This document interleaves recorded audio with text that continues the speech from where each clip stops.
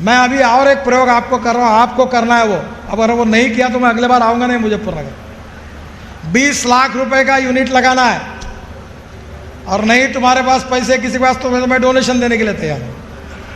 Corruption free, time bound, quality conscious और guarantee के साथ अच्छा काम होगा। और इसीलिए मैं कॉन्ट्रैक्टर को कहता हूँ, खराब काम किया तो बुलडोजर के नीचे तुमको डालूंगा, याद रखना। आज आपको मेरी बात एकदम नहीं पटेगी, पर मैं कोई बात ऐसा नेता नहीं हूं कि हवा में बातें करके मैं चला जाऊंगा।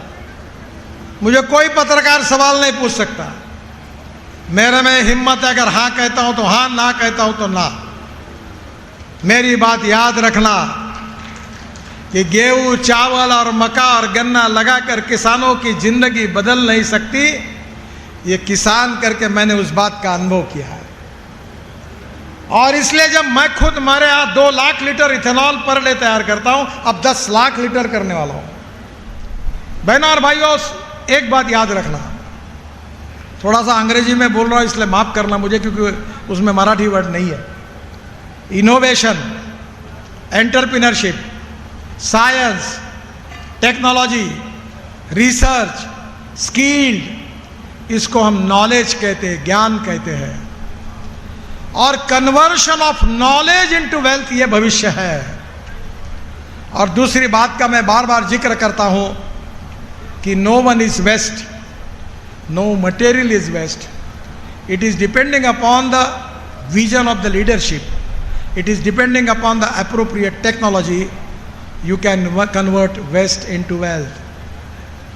और ये 2 बातें याद रखिए। आपका बगास, मैं अभी और एक प्रयोग आपको कर रहा हूँ, आपको करना है वो। अब अगर वो नहीं किया तो मैं अगले बार आऊँगा नहीं मुजफ्फरनगर। 20 लाख रुपए का यूनिट लगाना है, और नहीं तुम्हारे पास पैसे किसी के पास तो मैं डोनेशन देने के लिए तैयार हूँ।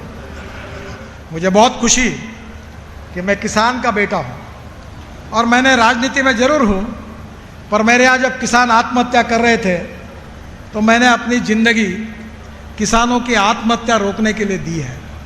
मैं ना पोस्टर छापता हूँ अपना, ना कोई किसी को जाके बायोडाटा छापता हूँ, ना किसी को बस कुछ मांगने के लिए जाता हूँ।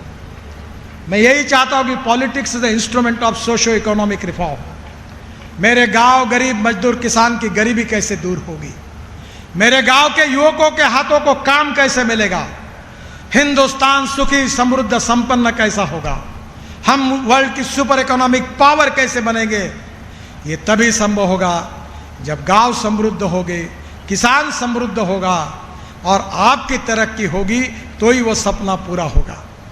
मैं संजीव जी को, पशु प्रदर्शनी को, कृषि मेले को, आप सब के किसानों को बहुत बहुत बधाई देता हूँ। आज मुझे दिल्ली देहरादून रोड का इंस्पेक्शन करना था। मैं दिसंबर के पहले देहरादून की फ्लाइट बंद कर दूंगा। कोई आदमी फ्लाइट में नहीं जाएगा। 2 घंटे में देहरादून और 1.25 घंटे में हरिद्वार, और बीच में मुजफ्फरनगर को भी जोड़ दूंगा। तो आप चिंता मत करिए। बीच में आया था मैं, पुराना रोड मैंने देखा। मेरे मन में योजना है कि दिल्ली मेरठ के बाद जब आप मेरठ में आते तो 22 किलोमीटर शहर से रोड आता है। मेरे मन में है, आज कुछ घोषणा करूंगा नहीं, पर मैं जरूर आप सबकी समस्याओं को जानता हूं। और मैं अक्सर कहता हूं, पैसे की कोई कमी नहीं है मेरे पास। मैं लाखों करोड़ की बात करता हूं। एक पत्रकार मुझे बोल दे, मैं तो 200, 400, 500, 1000 करोड़ के काम को जाते ही नहीं। बोलता हूँ जनरल साहब को आप चले जाओ, मैं 5000, 6000, 10,000, 15, 1 लाख करोड़ का रोड बना रहा हूँ दिल्ली मुंबई। ऐसे 32 एक्सप्रेस हाईवे बना रहा हूँ। कोई पैसे की कमी नहीं है इस देश में, पैसे की कमी नहीं है। ईमानदारी से देश के लिए काम करने वाले नेताओं की कमी है। मुझे इतना काम करने का मौका मिला, एक ठेकेदार आपको नहीं मिलेगा कि जो बताएगा कि ठेका लेने के पहले मंत्री जी के घर पर जाना पड़ा।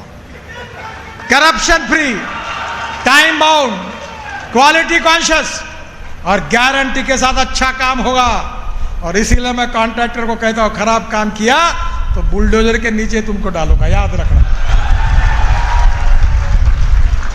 अभी मैं जतिन प्रसाद जी को समझा रहा था, वो हाईवे देख रहा था। तो मैं बोला ये वाइब्रेटिंग रोलर कितने टन का है? बोले 15 टन का। तो मैंने बोला 15 टन का क्यों, 30 टन का क्यों नहीं है?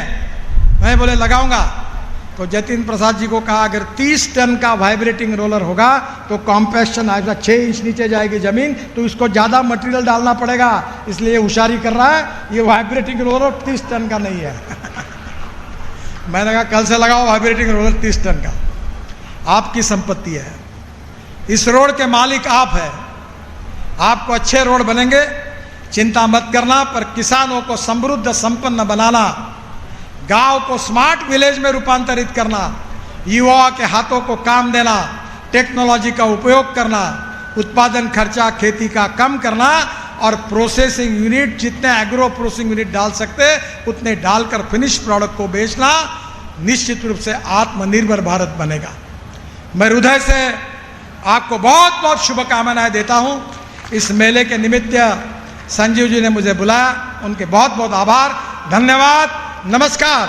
भारत माता की, भारत माता की, भारत माता की।